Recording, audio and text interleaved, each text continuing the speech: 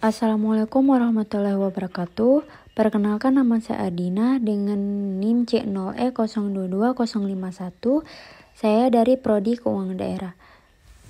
Di sini saya akan menjelaskan PPT saya yang berjudul Penganggaran Sektor Publik.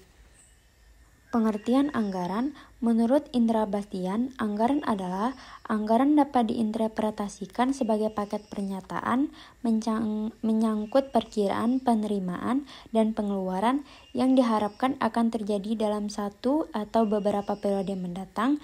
Menurut Haji Muindro Reyowijoyo, anggaran meliputi rencana pengeluaran atau belanja, rencana penerimaan atau pembiayaan belanja, mencakup jangka waktu tertentu. Sedangkan menurut Riswana, anggaran publik adalah rencana kegiatan dalam bentuk perolehan pendapatan belanja dalam satuan moneter.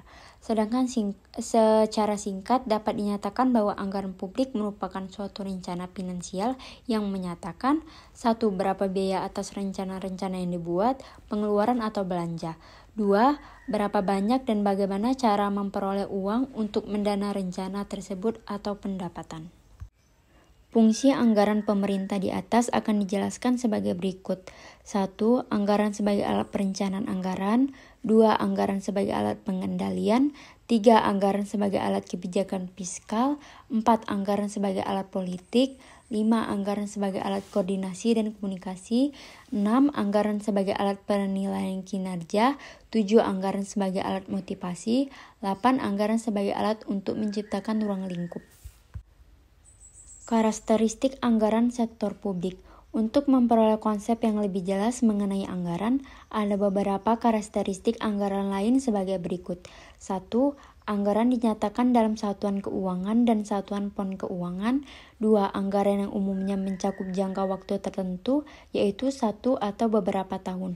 3. Anggaran yang berisi komitmen dan kesanggupan manajemen untuk mencapai sasaran yang ditetapkan. 4. Usulan anggaran yang telah disusun hanya dapat diubah dalam kondisi tertentu. Melalui proses penyusunan anggaran tersebut dapat membantu pemerintah dalam merealisasikan seluruh rencana keuangan, baik itu rencana penerimaan maupun rencana pengeluaran, sehingga dapat terkontrol dan terkoordinasi sehingga tidak terjadi pemborosan di setiap unit. Prinsip-prinsip anggaran publik.